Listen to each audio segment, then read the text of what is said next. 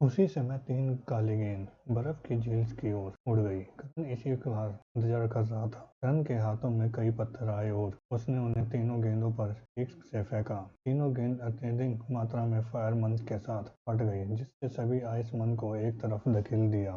ये fire bomb थे जो टू फास्टेड जानवरों को क्रोधित करने के लिए तैयार किए गए थे। मूल रूप से फायर बॉम्ब को बर्फ की झील में रखा जाना था और टू टाइमर के साथ विस्फोट किया जाना था। इससे सफलता सुनिश्चित होगी और दुश्मन को पीछे हटने के लिए पर्याप्त समय मिल जाएगा।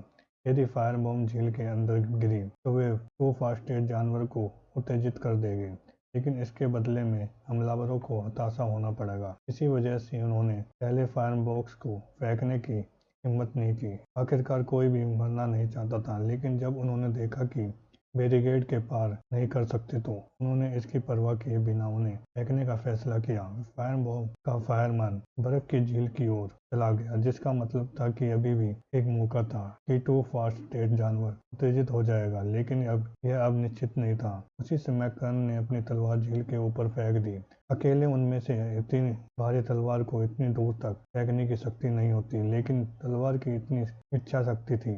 तलवार अब चरम सामान्य चरण पर थी, जिससे उसे तेजी से आगे बढ़ने की अनुमति दी। केवल तलवार की मदद से ही कर्ण इसे पूरी झील पर फेंक सका। तलवार के गुजरने की अग्निमन का एक बादल दिखना से घट गया। यह बिना किसी इच्छा के अग्निमन था, जो इसे प्राकृतिक अग्निमन से अलग नहीं बनाता था। उसके कारण तलवार को इसे आत्मसात करने में कोई समस्या नहीं थी। कर्ण किनारे की ओर फट गया और झील के चारों ओर उत्तर की ओर भाग गया। तलवार दूसरी ओर गिरी और उसका ब्लेड जमीन पर घुस गया। कोई भी फायरमैन बर्फ की झील तक नहीं पहुंची। जब सैनिकों ने फायर बॉम्ब को फटते देखा तो उसने लगा कि जैसे मौत से बच गए हो। अभी भी भावना थी कि वे दुश्मन के हमले से बच सकते थे, लेकिन टू फास्टेड जानवर के हमले से बचना उनके लिए असंभव था। आखिरकार कर्ण झील के दूसरी ओर पहुंच गया और उसने फिर से अपनी तलवार पकड़ ली और फिर उसने उत्तर की ओर आक्रमण किया। ढालों में से एक के टुकड़े टुकड़े हो गए और एक सैनिक की छाती पर तीर लगा। सौभाग्य से ऐसी चोट इतनी गंभीर नहीं थी कि किसी जनरल स्टेट योद्धा की जान जा सके। दूसरों ने तुरंत अपने साथी को अपनी ढालों के पीछे खींच लिया, जिससे पर अब तीरों को और भी भारी बौछार होने लगी। उसी समय कर्ण उसके पास से गुजरा और उत्तर की ओर चला गया। सैनिक गुजरते हुए कर्ण को भय से देखते रहे। उसे कुछ तीरों को रोकना था, दुश्मन पर हमला नहीं करना था। क्या उसने आत्मघात कर लिया था? कर्ण अपने काले कवच और काले मुखौटे पे पहाड़ पर चढ़ गया। उसकी तलवार ने अपने द्वारा अवशोषित सभी अग्नि मन के कारण आग की एक लकीर छोड़ दी। पहाड़ पर सभी बड़े पत्थरों के कारण यह पता लगाना कठिन था कि प्रतिनिधि कहाँ है, लेकिन जैसे जैसे कर्ण आगे बढ़ता गया वह उसके साधन बता सका। ढालों पर हमेशा की तीव्र कम हो गई, क्योंकि अधिक तीर कर्ण की ओर निशाना बना रहे थे। कर्ण ने बिना किसी समस्या के एक के बाद एक तीर से बचाव किया। मंत्रों से बचने की तुलना में यह आसान था। ढालों पर ध्यान दे। कर्ण ने सामने से किसी के चिल्लाने की आवाज सुनी और कुछ ही देर बाद तीर फिर से ढलानों की ओर चले गए। उसी समय खून से सने कपड़े पहने एक नकाबपोश आदमी बड़े पत्थरों में से एक पर कूद गया और हाथों में 2 लाल कुपान लेकर कर्ण पर हमला कर दिया। कर्ण को अपने प्रतिनिधि की ताकत का एहसास उन सभी लड़ाइयों के कारण हुआ जिससे वह गुजरा था। मध्य सामान्य चरण उसने सोचा, शायद उसने भी मुझ पर हम पहला तीर चलाया था। यदि सभी हमलावर मध्य चरण सामान्य चरण में होते तो ढालें बहुत पहले ही नष्ट हो चुकी होती। उसके कारण कर्ण ने अनुमान लगाया कि हमलावरों में से मिड जनरल स्टेट पर एक या 2 लोग थे। दोनों ने एक दूसरे पर आरोप लगाया। कर्ण ने अपनी तलवार तैयार की। उसी समय कर्ण के प्रतिनिधि की गति तेज हो गई। अपनी भारी तलवार से हमला करने से पहले वह कर्ण तक पहुंच जाएगा, लेकिन उसी क्षण कर्ण का बायां पैर जोर से जमीन पर लगा। उसके सामने जमीन पर कुछ दरारें आ गई और धरती हिल गई, जिससे परिणामस्वरूप कर्ण का दुश्मन अपना संतुलन खो बैठा। कर्ण ने अतीत में भारी तलवार से लड़ना सीखा था। वास्तव में उसने ये अपना नया हथियार चुना था। केवल एक से अधिक प्रकार की तलवार थी और कर्ण ने उनमें से कई के साथ लड़ना सीखने की योजना बनाई। कर्ण ने भारी तलवार से शुरुआत करने का फैसला किया, क्योंकि उसने अनगिनत बार अमन से लड़ाई की थी। उदाहरण के लिए कर्ण ने अभी 3 तकनीकों का इस्तेमाल किया था। उसने इस्तेमाल पहले भी कई बार उनके खिलाफ किया जा चुका था। जैसे ही उस आदमी ने अपना संतुलन खो दिया, उसने अपने हमले को 2 बार में बदल दिया। मैंने अमर से बहुत कुछ सीखा, करण ने सोचा, और फिर उसने अपनी तलवार छोड़ दी। लेकिन फिर अपनी सहेली करण ने के दोनों हाथों ने दोनों कुपानों को किनारे कर दिया। तेवर के प्रकार की तलवार थी जिससे काटने की केवल एक ही धारा होती है। इस वजह से उसके हमलों के पीछे बहुत अधिक वजन हो सकती थी, लेकिन इससे उन्हें कमजोरी भी मिली। कुपानों की पीठ पर टपकी देखकर करण अपने हाथों को घायल किए बिना उसके पक्ष पर तक बदल सकता था। कुप्पा भूमिस्खलन उसके चूके और जैसे ही उसका शरीर करण पर गिरा, उसके प्रतिनिधि की भुजाएं पार हो गई। बेशक करण की बाहें भी पार हो गई, लेकिन अपने प्रतिनिधि की तुलना में करण नंगे हाथों लड़ रहा था। करण ने अपना दाहिना हाथ मोड़ा और अपनी दाहिनी कोहनी उठा ली। करण की कोहनी उसके संतुलन से गले पर लगी, जिससे उसकी गर्दन रीढ़ से अलग हो गई। मांस अभी भी जुड़ा हुआ था, लेकिन हड्डी नष्ट हो चुकी थी। मुखौटे के पीछे आदमी की अभिव्यक्ति डरावनी और सदमे में बदल गई। कर्ण ने उस आदमी का गला पकड़ लिया और दूसरे हाथ से उसकी तलवार पकड़ ली, और फिर वह सामने आ गया। इसी क्षण धनुर्धर भ्रमित और घबरा गए। वे अपने कमांडर को गोली नहीं मार सकते थे, है ना? उनके सेनापति के पास एक योद्धा का शरीर था। वह सिंह ही ठीक हो जाएगा और अपने प्रतिनिधि को नष्ट कर देगा ना? उनमें से किसी ने भी ध्यान नहीं दिया, लेकिन करण डार्कनेस एवजॉब के साथ कमांडर की गर्दन की मरम्मत के लिए गए सभी मन को अवशोषित कर रहा था। एक योद्धा का शरीर इस समय सेनापति के काम नहीं आ रहा था। और फिर कर्ण पहले तीरंदाज के पास पहुंचा तो एक पत्थर के पीछे झुका हुआ था। तीरंदाज ने तुरंत कर्ण पर निशाना साधा। कर्ण ने कमांडर को तीरंदाज पर फेंक दिया, जिससे सिर चूक गया। तभी कर्ण की विशाल तलवार आ गई। कर्ण की तलवार ने कमांडर और तीरंदाज दोनों को एक ही वार में नष्ट कर दिया। फायर पर मन ने उन्हें आग लगा दी। तीरंदाज घबरा गए और उन्होंने अपने तीरों को पूरी तरह से कर्ण पर केंद्रित कर दिया। कर्ण की बाह जमीन की ओर इशारा कर रही थी। टकराव कर्ण आग का विस्फोट उसके बाएं हाथ से फूटा, जिससे वह हवा में दूर जा गिरा। कर्ण ने फायर ब्रिगेड पर नजर डाली और देखा कि कोई नहीं देख रहा है। वे अभी भी इसके पीछे झुके हुए थे। कर्ण की नजर केंद्रित हो गई और उसने तीरंदाजों के सबसे बड़े जमावड़े को देखा। बीच में 5 मीटर ऊंचे पत्थर के पीछे 5 धनुर्धर थे। अपने फायर ब्लास्ट के लिए धन्यवाद। कर्ण उन्हें देखने के लिए काफी ऊंचाई पर था। उसी क्षण कर्ण ने अपनी तलवार तैयार की और काट दी। एक क्षण के लिए धनुर्धर भ्रमित हो गए। वह आदमी 30 मीटर से अधिक दूर से उस पर हमला क्यों कर रहा था, लेकिन फिर उनकी आंखें भय में फैल गई। एक जलती हुई अधरचंडकार गोली उनकी ओर चली। तीरंदाज प्रतिक्रिया नहीं दे सके। उनके स्थान पर एक बड़ा विस्फोट हुआ, जिससे उनके पीछे छिपाया गया पत्थर सहित सब कुछ नष्ट हो गया। यह मुकदमे का प्रतिफल था। दूर से किया गया हमला। आकाश में कर्ण को वापस फेंक दिया गया था। मन की इतनी राहत से उसे दूर धकेल दिया गया था। कर्ण ने अपना बाएं हाथ उसकी पीठ की ओर किया। कर्ण ने एक और फायर ब्लास्ट जारी किया और उसकी शरीर केंद्रित और तीरंदाजों की ओर गोली चलाई।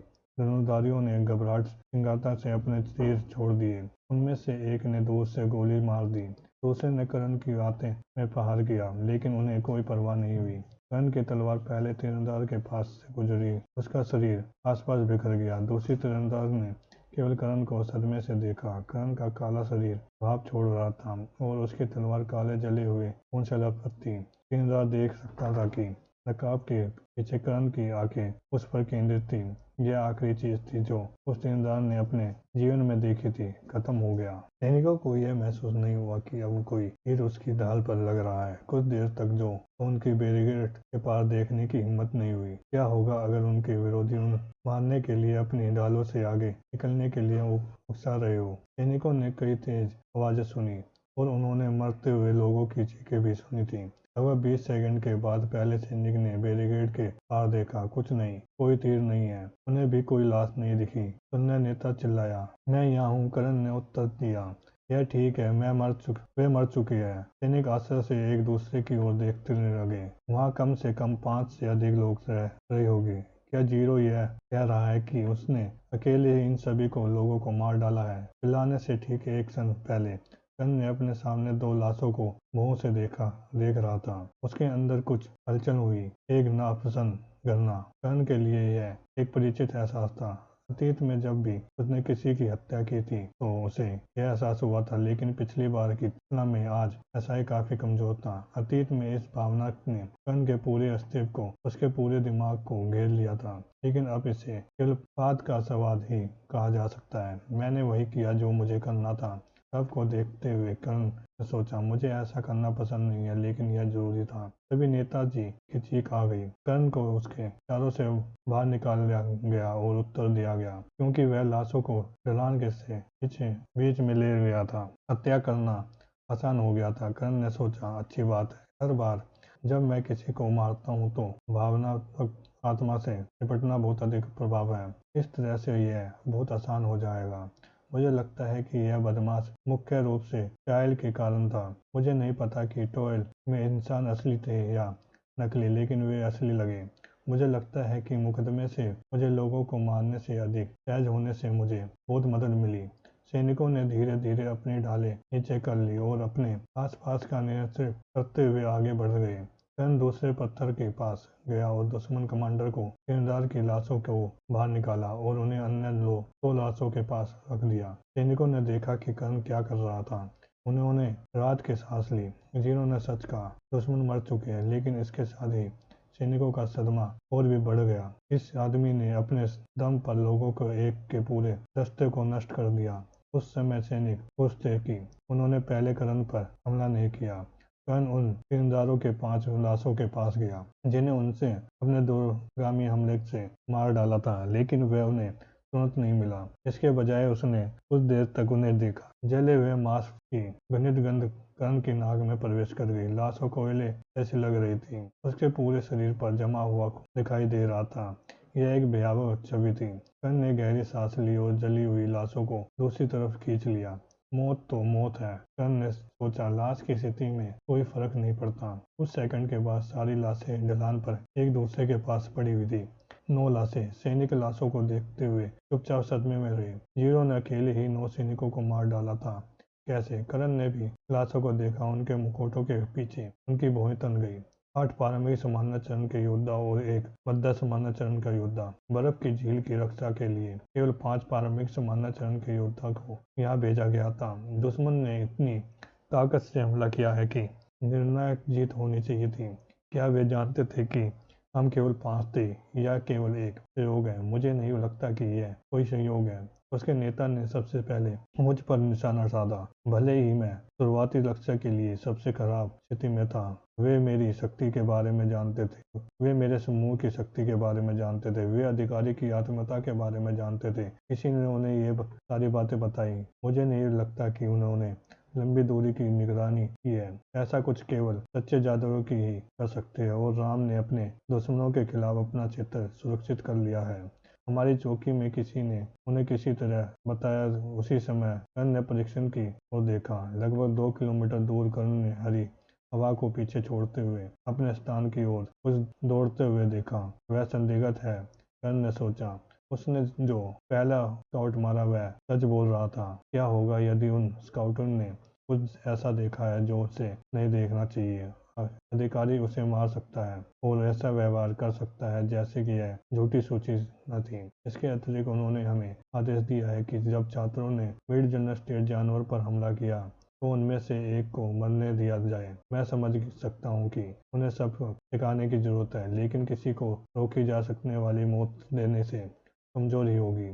केवल एक चीज जिसमें वह शामिल नहीं था वह थी डिलीवरी। मुझे नहीं लगता कि वह इसमें शामिल था। कर्ण ने आने वाले अधिकारी से दूर देखा और उत्तर की ओर विशाल पर्वत की ओर देखा। लेकिन यह घात अत्यंत संदिग्ध है। वे हमारी शक्ति के बारे में बहुत कुछ जानते हैं। उन्हें अधिकारी की आत्मीयता के बारे में भी पता था।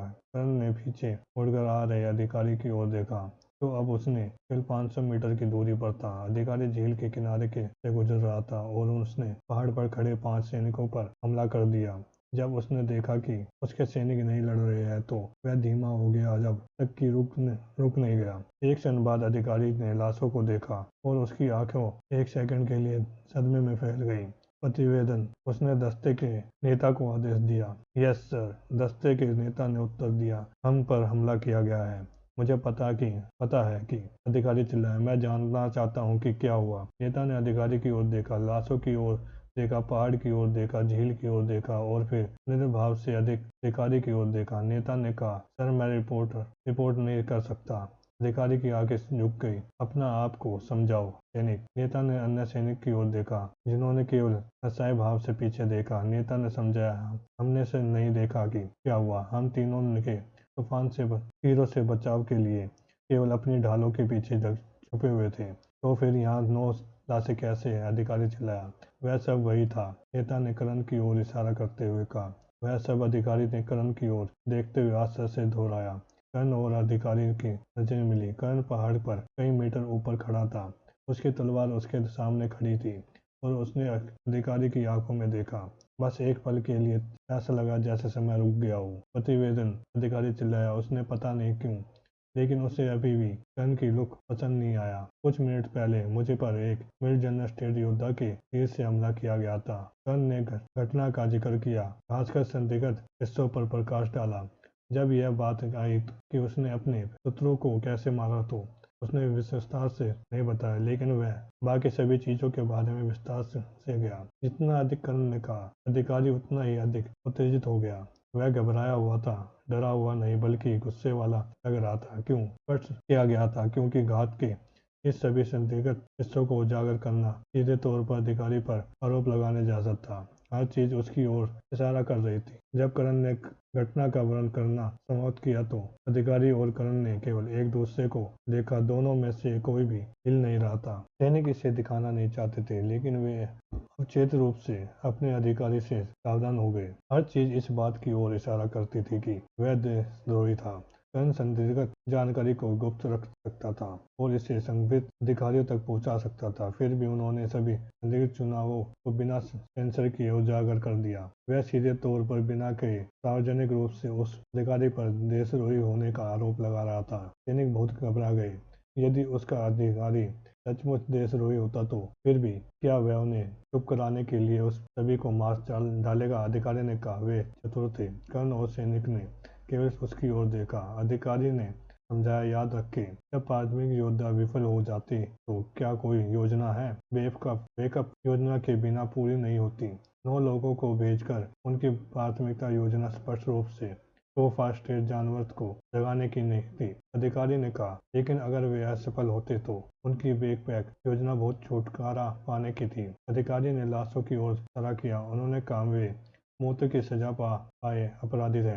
मनीष की नीति है कि अपराधी जब तक स्वतंत्रता प्राप्त कर सकते हैं, जब तक वे एक घातक मिशन को पूरा कर लेते हैं। अपराधी को एक जहर लेना पड़ता है जिसका मार्ग केवल मनीष के सैनिकों के पास होता है। यदि वे भागते हैं तो मर जाते हैं, यदि वे असफल होते हैं तो मर जाते हैं। वे केवल मिशन पूरा करने के लिए जीवित रह सकते हैं। अधिकारी ने कहा, आपने मुझे बताया कि उन्होंने अपनी जान की परवाह किए बिना झील में फायर बॉम्ब फेंके। कर्ण ने सिर हिलाया। इसका मतलब उनके लिए लगभग निश्चित मौत थी। सामान्य सैनिक अपनी जान यूं ही बर्बाद नहीं कर देते। केवल वही व्यक्ति जिसके पास कोई रास्ता नहीं है ऐसा कुछ करने के बारे में सोचेंगे। अधिकारी ने बताया, अपराधी मनीष की मुख्य सेना का हिस्सा नहीं है। सत्य यह है कि उन्होंने अपराधियों को भेजा है। इसका मतलब है कि कुछ हद तक उसने उम्मीद है कि यह मिशन विफल हो जाएगा। कर्ण ने कुछ नहीं कहा। अधिकारी ने दांत पीस लिए। फिर भी उनकी योजना कुछ हद तक सफल रही। आज के बाद उन अधिकारियों द्वारा मेरी जांच अवश्य की जाएगी, चाहे मैं कुछ भी करूं या कहूं। अधिकारी ने एक सच्चाई क्रिस्टल को बुलाया। मैं अच्छे सबर में भी कर सकता हूँ। सिपाहियों ने बेचैनी से अधिकारी की ओर देखा। मास्क की एक वजह से कर्ण के हाव भाव नजर नहीं आ रहे थे। कर्ण का संदेह थोड़ा कम हो गया था। उसे अभी भी उस अधिकारी पर गद्दार होने का संदेह था, लेकिन वह अभी निश्चित नहीं था। इसलिए उन्होंने सारी जानकारी उजागर कर दी थी। क्योंकि क्या होगा अगर यह सिर्फ एक विस्तृत चाल थी? यदि कर्ण ने संबंधित अधिकारियों को सब कुछ बताया तो यह संभव हो जा सकता है कि रक्षात्मक जांच होगी। यह संभव होता है कि एक निर्दोषक दिवंगत जनरल स्टेट योद्धा को मौत की सजा दी जाएगी। इसलिए इस कर्ण ने सब कुछ उजागर कर दिया था। वह अधिकारी को अपना बचाव करने का मौका देना चाहता था। जब अधिकारी ने सब कुछ बताया तो सैनिकों ने सुना कि कोई जानकारी नहीं छोड़ी और फिर उन्होंने अधिकारी के गुस्से को भड़कते हुए सुना, लेकिन उस बात पर नहीं जिसकी हर कोई उम्मीद कर रहा था। अब विशिष्ट सूचना क्रिस्टल के माध्यम से चिल्लाया, आपको एक सुरंग मिली और आपने इसे सूचना नहीं दी। आपने हमें सभी को जोखिम में डाल दिया। काफी तीखी आलोचना के बाद वरिष्ठ ने स्पष्टीकरण की मांग की। अधिकारी ने केवल दांत पीस लिए। मैंने सोचा कि केवल अपने संसाधनों तक पहुंचने के साथ एक सुरंग का बचाव करना मैं करियर पर अच्छा प्रभाव डालेगा। वशिष्ठ ने एक बार फिर से विस्फोट किया और अधिकारी को उसकी मूर्खता के लिए डांटा। यह पूरी तरह से अपमानजनक था। आपको जांच के दायरे में रखा जाएगा। विरुद्ध सच्चा क्रिस्टल के माध्यम से चिल्लाया। फिर एक विराम था, लेकिन आपने आगे आने के पहले से ही इसलिए मैं आपको आपके प्रतिशत के लिए सब कुछ ठीक करने के लिए 1 सप्ताह का समय दूंगा। मैं चाहता हूं कि आप 1 सप्ताह में मुझे व्यक्ति के रूप में रिपोर्ट करें। अभी आप सर्कल आने तक सुरंग के पास इंतजार करेंगे। और फिर विशिष्ट ने फोन काट दिया। अधिकारी ऐसा होकर बगल की ओर देखता रहा। जब सैनिक ने सुना कि एक सर्कल आएगा तो उन्होंने गहरी सांस ली।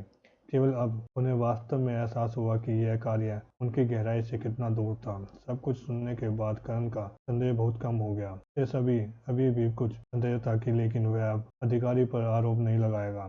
ऐसा लग रहा था कि अधिकारी को अपना बचाव करने के मौका देना सही निर्णय था। कोई भी बात करने के मूड में नहीं था, इसलिए सभी चुपचाप इंतजार कर रहे थे। सौभाग्य से उन्हें लंबे समय तक इंतजार नहीं करना पड़ा। 20 मिनट बाद ही रूम के नए गार्ड आ गए। विशाल वस्तु पहने हुए 5 लोग थे। प्रत्येक का रंग अलग अलग था। करण ने देखा और महसूस किया कि मन अन्य आगमन के चारों ओर घूम रहा है। अर्थ क्या था? एक सर्कल एक टीम थी जिसमें 5 सच्चे जादूगर शामिल थे, जिसमें आमतौर पर एक जल जादूगर, एक पृथ्वी या धातु जादूगर और आक्रामक एफिनिटी वाले 3 जादूगर होते थे। यह एक संतुलित और अनुकूलीय टीम थी। 5 सच्चे जादूगर। एक सुरंग के पास 5 सच्चे जादूगरों को तैनात करने लायक था। ठीक पहले केवल 5 प्रारंभिक सामान्य जनरल स्टेज योद्धाओं ने इसका बचाव किया।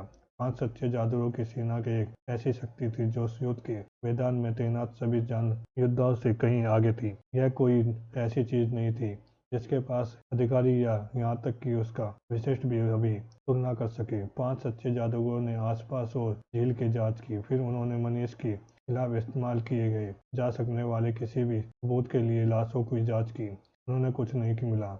आप जा सकते हैं। उनमें से एक ने सैनिक की ओर देखते बिना उससे कहा। श्रीमान, अधिकारी ने आदर्शपूर्वक सलाह करते हुए कहा। इस बार करण सही। अन्य सैनिकों ने भी सलामी दी।